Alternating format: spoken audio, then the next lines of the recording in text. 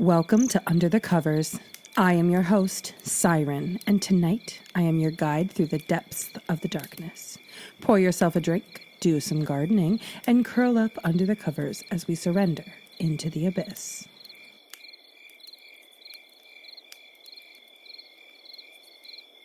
My dad sent me a weird text message from the woods.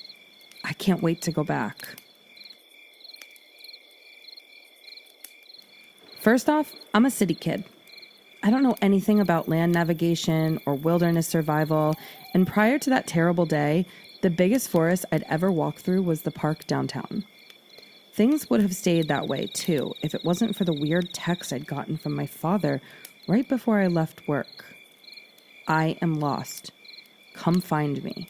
In the woods. It read in all caps.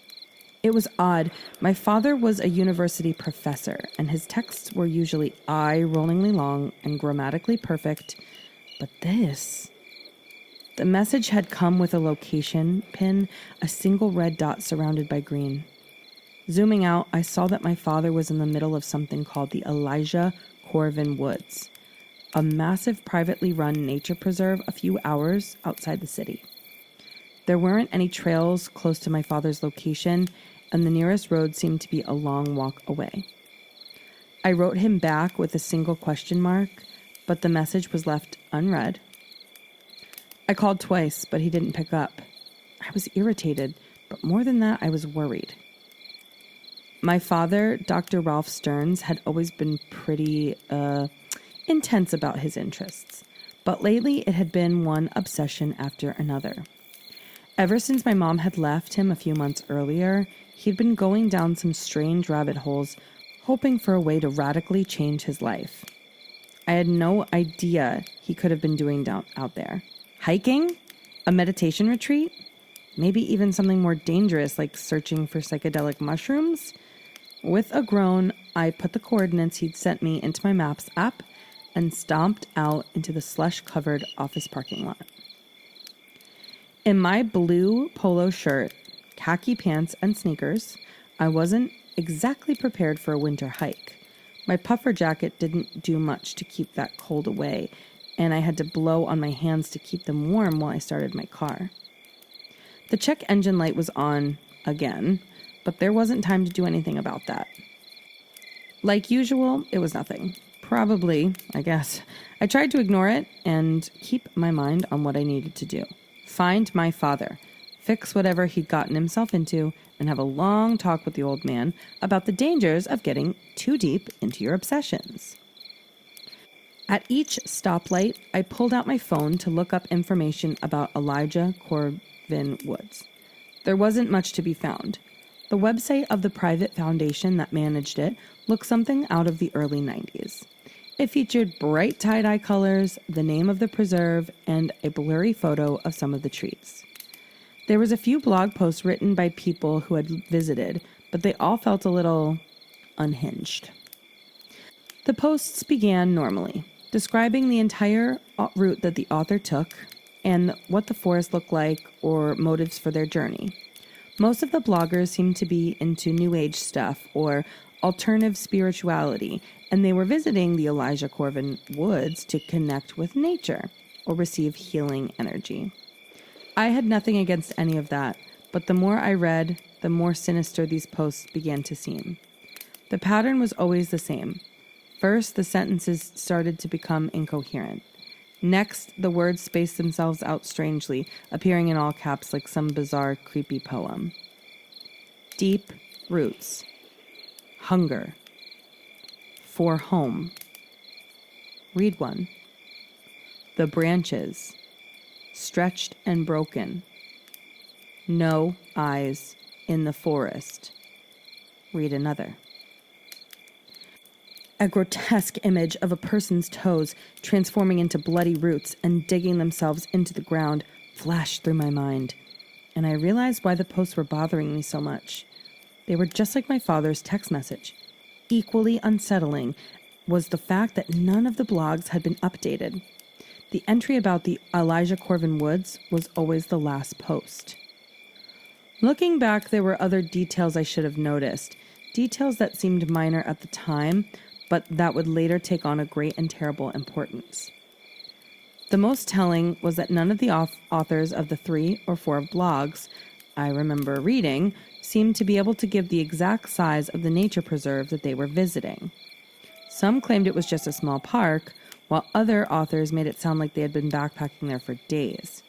Pushing the uncomfortable possibilities out of my mind, I took my eyes off of my phone and focused on getting to the preserve in one piece. I didn't see many cars on the road that led to the Elijah Corvis woods. And why would I? There was nothing out there but low, gray hills covered with endless forest. I saw no billboards, no rest areas, not even any wildlife. There was something ominous about those trees, though. The way they seemed to be watching me from the crumbling edges of the snow-covered 2-lane road. I didn't like to think that my father might be lost somewhere amongst them. The owners of the Elijah Corvis woods, whoever they were, didn't exactly go out of their way to publicize the place. The park's bare-bones brown sign didn't list any contact information, visiting hours, and I found myself wondering exactly why and how my father had gotten access to it. There was no fence or wall around the preserve. It was much too large for that. But there was a barred gate at the end of the access road. It was wide open, with a single pair of tire tracks leading onward through the unplowed snow. The forest hovered over me, and my already small hatchback car felt tiny in its shadow. I drove with gritted teeth, cringing every time my tires lost traction on the steep private drive. There was something hypnotic about the winding curves, the groaning of the wind in the bare branches, and the rumble of my 4-cylinder engine as it struggled through the snow. If it hadn't been for the thing that ran out into the road, I might have driven past my father's car altogether. It was dark and ragged, moving so fast that it almost seemed to be flying. I slammed on the brakes and my stomach lurched as my car slid forward sideways. It came to a halt with the tires still spinning, just inches away from going off the road entirely. With my heart thundering in my chest, I looked around for any trace of what had just been there. But there was nothing, not even tracks in the snow. As I scanned the trees, however, I caught sight of something else in a pull-off up ahead. A low, dark, green shape coated with a thin layer of powdery snow. It was my father's new sports car. I carefully parked beside it, switched off my engine, and stepped out into the freezing air. The woods were dead silent. I didn't like the silence like that. It made me feel like something was standing right behind me, waiting for its chance to strike. The feeling was so intense, so overwhelming, I couldn't bring myself to turn around and check. I was sure that if I did, I would see it. Some hollow-eyed, long-fingered thing. Drool dribbling from its pin-like teeth. Then the sensation passed, and I was alone in the forest again. Maybe it was just the remoteness of this place or the strangeness of my situation, but something about the Elijah Corvis woods had gotten to me. I took out my phone to see if I had any service, only to find that the battery had gone dead. Even though I swore that it was almost fully charged when I left the office. My father's sports car was another trophy of the divorce. I didn't like to think about how much he paid for it, but at least it appeared to be intact. Footprints led away from the door and into the woods. I knew, without my phone, I'd have no way to call for help if I got lost, so I made myself a promise. If I hadn't found any trace of my father after 10 minutes, I'd leave the preserve and let the authorities handle it.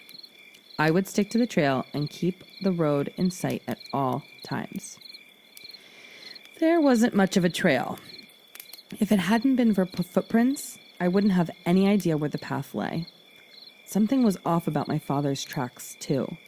At times, they bunched together, stretched out, or even disappeared completely. At first, I wondered if it had been affected by the snow, but then I remembered that the last snowfall had been over 2 days ago. A chilling thought struck me. If that was the case, then why was my father's car snow-covered as well? Just how long had he been out there?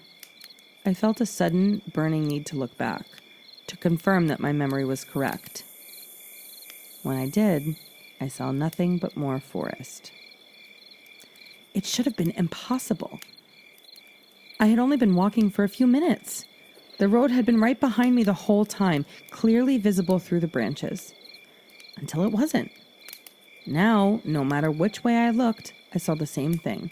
Tall, black trees, gray skies, and a sea of unblemished white snow. My father's footprints, too, had disappeared. A sense of vertigo washed over me. Without the footprints to guide me, I had no way of knowing which way I had come from or which way I was going. The road might have been just a 5-minute walk away, but I might become lost for days if I went in the wrong direction. I forced myself to take control of my breathing and think. The sun had been on my left when I was heading into the forest, so I kept it on my right while I walked back. I would surely find my way back to the road eventually. Right?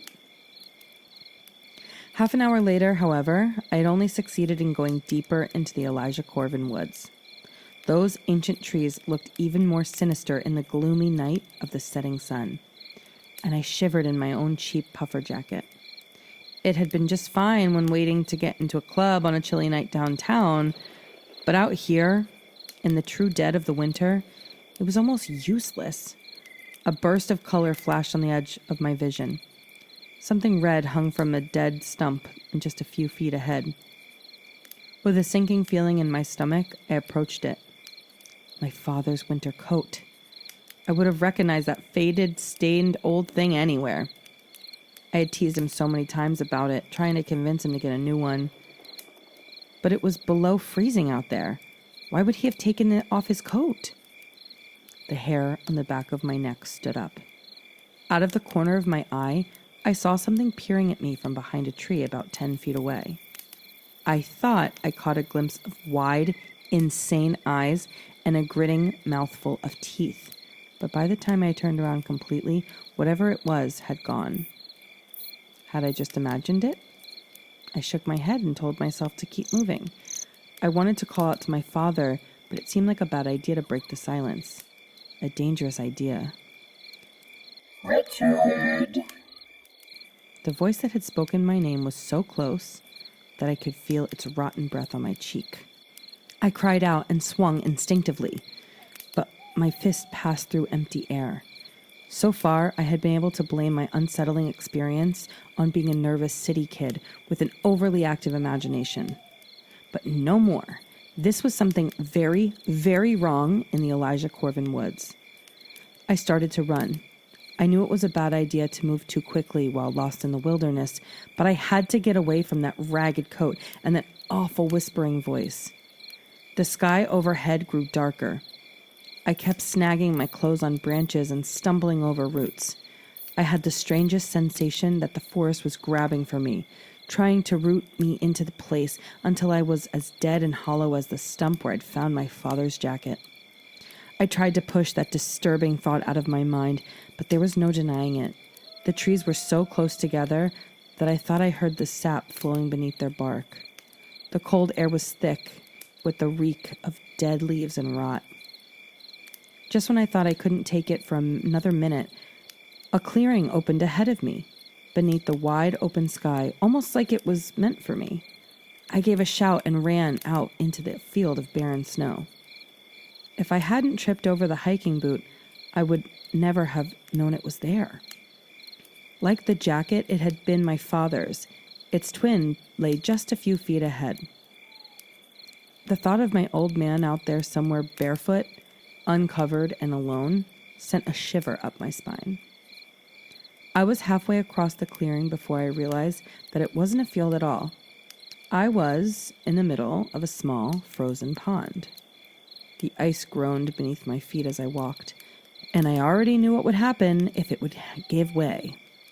A sudden plunge into black, freezing water. Fingers slipping helplessly on the ice as I sank. And maybe, just maybe, cold fingers that would reach up to pull me under. The rest of my father's clothes lay strewn in a path that pointed like an arrow to the far side of the pond. Was it a sign? And if so, who had left it? With nothing better to go on, I followed the trail of crumpled clothes. I paused every time I heard a crack beneath my feet. And when I did, I would have sworn I heard something scraping and thumping against the ice beneath me. A figure took shape in the darkness ahead. At first, I thought it was a bent, twisted, dead tree, but I had never seen a tree that was so warped-looking and pale. Its twin branches looked almost like arms, the twigs like long, horribly stretched fingers, and was the stuff covering it bark or skin? Before I could stop myself, I reached out to touch it. An eye opened in its weird bark-like flesh. A greenish-blue iris looked my way, and I realized that I recognized it. I was looking at my father's eye. With a sound like splintering wood, the abomination in front of me attempted to speak. A warning, or maybe a scream. The shock of it made me fall backwards. Ice cracked beneath my weight. The noise made whatever was beneath the ice start clawing even more rabidly. And that wasn't all. There was movement in the woods. Richard. Now, dozens of voices were calling my name, and the frozen pond was truly beginning to shatter. Frigid water washed over my fingers as I scrambled back onto dry land and ran. Black, ragged silhouettes pursued me through the trees, goading me on, with their long stick-like fingers always just barely grazing my skin. They weren't trying to kill me, I realized. Just run me until I was too exhausted to move. Maybe then my toes would begin to dig into the hard, snowy ground. Maybe then my spine would snap and bend as my arms reached skyward, my fingers splitting into twigs. Maybe then I would finally be as much part of the Elijah Corvis woods as they were, as my father was. Briars scraped against my face and the winter air burned my lungs, but I couldn't let myself stop. No matter what, I would not and I could not stop. I was close to passing out when I noticed something had changed. The ground beneath my feet was flat and even, and wherever I was out in the open. The whispers had fallen behind, but I knew that they were there, keeping pace with me at the edge of the forest, waiting. I thought I knew what had stopped them. A pair of lights, like glowing eyes, were barreling towards me, moving impossibly fast. Behind those twin lights came a monstrous shape, ready to crush me in its jaws. It was too much. There was no way I could escape this. I covered my eyes and hurled myself into a snowbank. Just seconds before the semi-truck blasted by. The road. By sheer luck, I had made it back to the road. The first two cars that passed didn't stop for me, and I couldn't blame them. There I was, ghost pale and covered with bleeding wounds, standing at the edge of a dark forest. It was another trucker who finally braked for me, and when I climbed into his cab, he told me it was only because I looked like I was about to die of hypothermia, and he didn't want that on his conscience. The locals, he said, had warned him to ignore any strange things that he saw on the stretch of road that passed by Elijah Corvis woods. As it turned out, the trucker wasn't far from wrong. If he hadn't picked me up, there's no way I would have survived another hour. I had a bad case of frostbite, coupled with shock and exhaustion. I was in the hospital for weeks. I later learned that the night shift nurses hated being assigned to me because I screamed in my sleep. Apparently, I would claw at the bed and shriek about how I needed to sink my roots into the ground. But I don't remember any of that. All I remember are the trees, foreboding and hungry, their limbs rising over my head like a twisted crown. I know that I shouldn't want to return to that awful place, but I felt its pull ever since I've left the hospital. The dreams keep getting more intense, and I know that one day soon it won't be a dream. I'll wake up and I'll really be back there, surrounded by a circle of ragged figures while I dig my bare feet into the sweet, nourishing earth of the Elijah Corvis woods.